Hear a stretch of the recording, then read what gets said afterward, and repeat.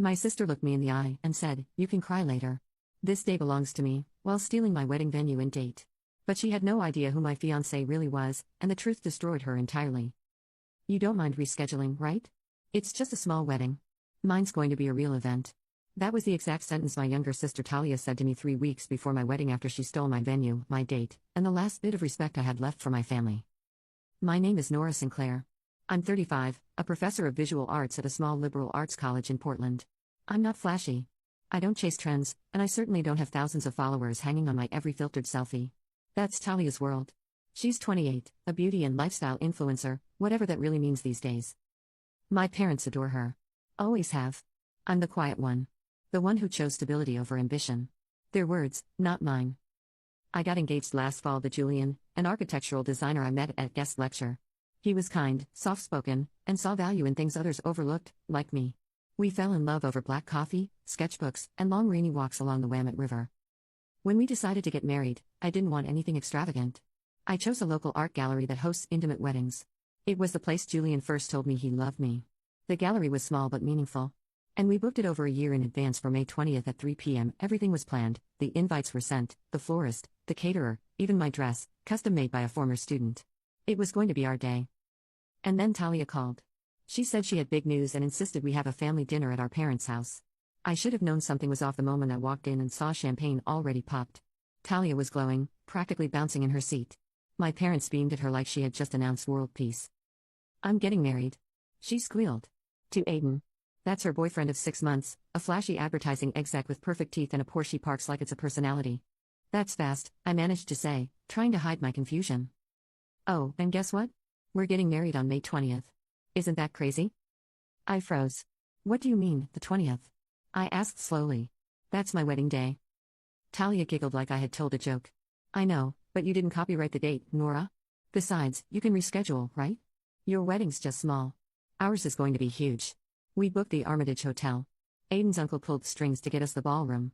It was the only available date." My heart dropped. The Armitage was one of the most exclusive venues in the city. But more importantly, why my date? I looked at my parents. Surely they'd say something. Defend me. But my father just shrugged. "Maybe it's best if you adjust. Talia's wedding will have more guests, more press.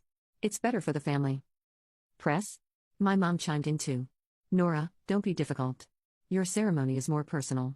You can move it to the next weekend. Everyone will understand." No. I didn't understand. I sat there blinking as my family essentially erased my wedding in real time. I stood up. "I'm not rescheduling. We planned this over a year ago." Talia's smile faded. "Don't be selfish." I felt like screaming.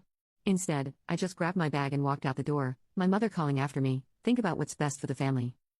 That night, I told Julian everything. He didn't say much, just listened, held my hand, and said, "We'll figure this out." And I believed him. I wanted to believe him. But the very next morning, I received a phone call from the gallery coordinator. "Nora, I'm so sorry, but we've just been informed of a last-minute change. The gallery is no longer available on May 20th. My breath caught. "What? Why?" There was a pause. It was booked under Talia Sinclair's name. My sister had literally taken my venue. I dropped the phone. My hands were shaking.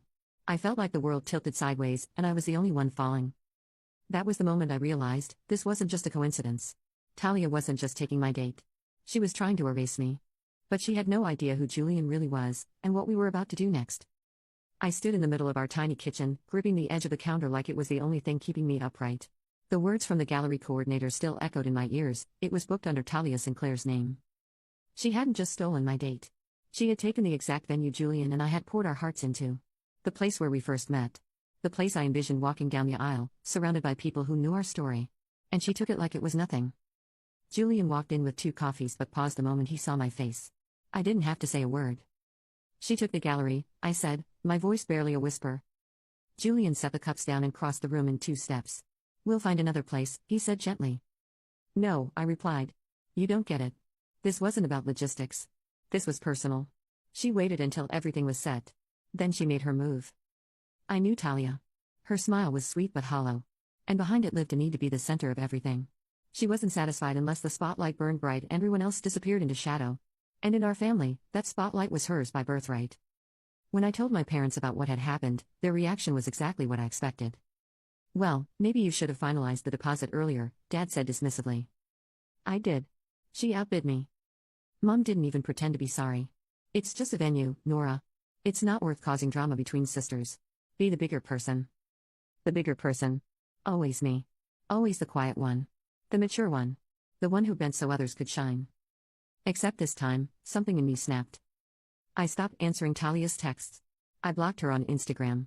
And when she posted her dream venue reveal, with photos of the very room I once called my own, I deleted the wedding board I had been building for a year.